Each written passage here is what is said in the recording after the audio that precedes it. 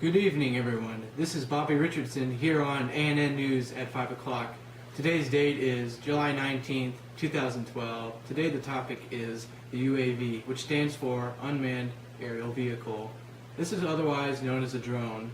Drones have been used for surveying forest fires to hunting and killing terrorists.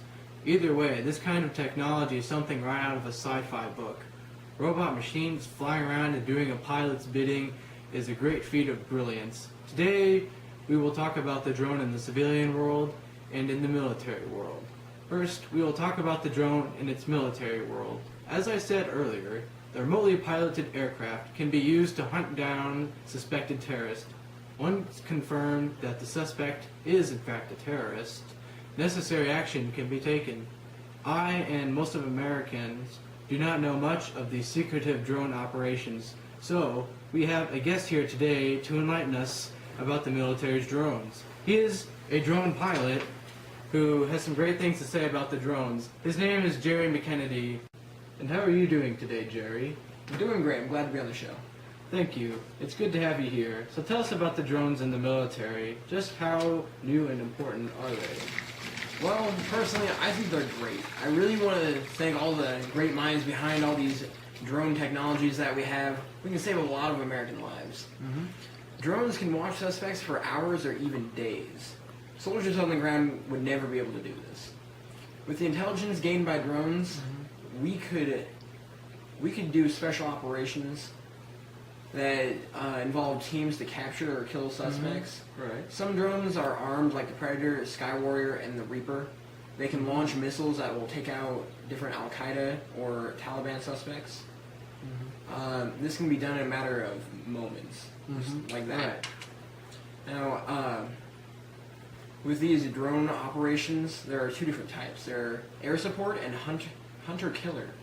Air support includes surveillance and attacking in combinations with troops on the ground. The second type, the hunter-killer, is when there are no foot soldiers involved, but there are several drones. Hunter-killer operations are for collecting information for ground troops to come in, and then for finding and eliminating enemies without threatening American lives. I see. Very interesting. So it sounds like you've had a lot of experience with drones. Oh, plenty of experience with drones. I actually have one story that I've gotten permission to share with you.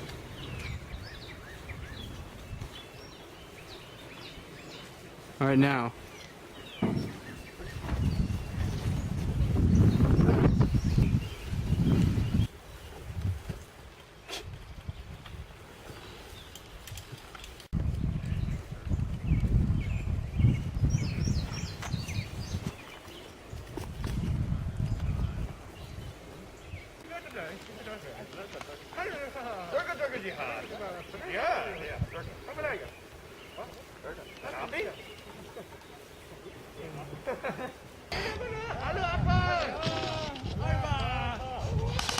One, two, three. It would have taken many more U.S. soldiers to be sent in to eliminate the rest of the Taliban. A bunch of our American soldiers would have died trying. I and the other soldiers that, use the drones would like to thank them personally for inventing and, saving us a lot of time, money, and lives. There have been some really great minds here in America, and I'm glad to have them here. That's all I have for you, Bobby. I'm not really supposed to tell you any more about the drones. And why is that? Well, see, they're really secretive because it's a matter of national security. I'm not allowed to say too much about it. Alrighty then. Well, thank you very much for being here today. It's been a pleasure to be here with you. Alright, thank you. Have a good day, Jerry. Let's go take a break.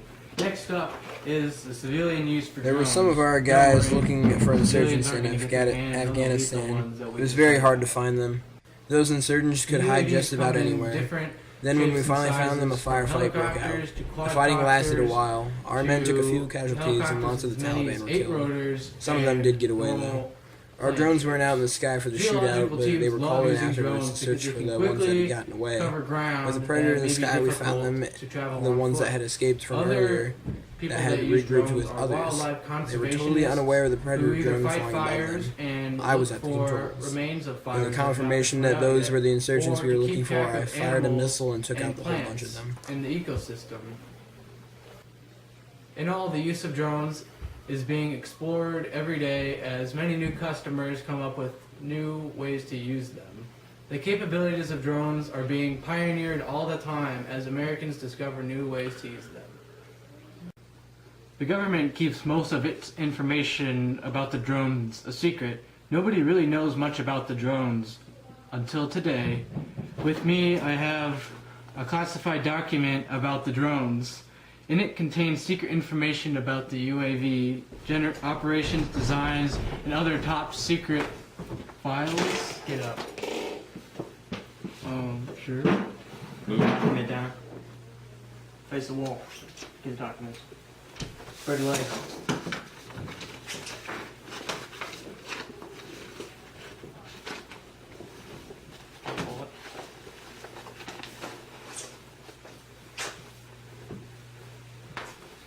Yeah, we got him. Good. Hand on your back. Over here. You're making a big mistake. You know that? Alright. Aviation is heavily reflected in the American pioneering spirit and ingenuity. Pioneering spirit can be seen in Charles Lindbergh and Amelia Earhart exploring the moon and launching the satellite into space. Ingenuity is shown everywhere in aviation, like the Wright brothers building their first airplane ever, and all the technology used to make drones and the rocket be made possible in the Columbia shuttle.